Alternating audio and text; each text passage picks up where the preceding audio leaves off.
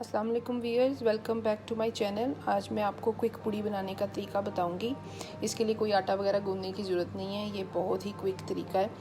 जिसके लिए हमें सिर्फ टोटेला रैप्स चाहिए जो बने बनाए मार्केट में मिल जाते हैं। मेरे पास 8 वाइट मिनी टोटेला रैप्स हैं जिन्हें हम फ्राई करेंगे।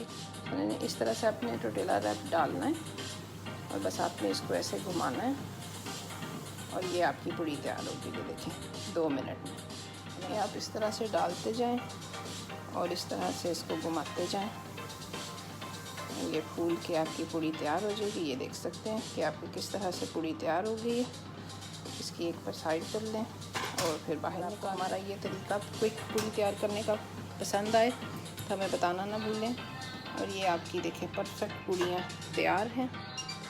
ये देखें, ये टोटेला रैप से हमने ये फूली हुई गर्मा गर्म पूड़ियाँ तैयार की हैं और ये साथ चने हैं।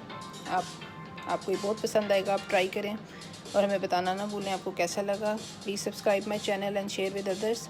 Thank you for watching. See you in the next video. Allah हाफिज़।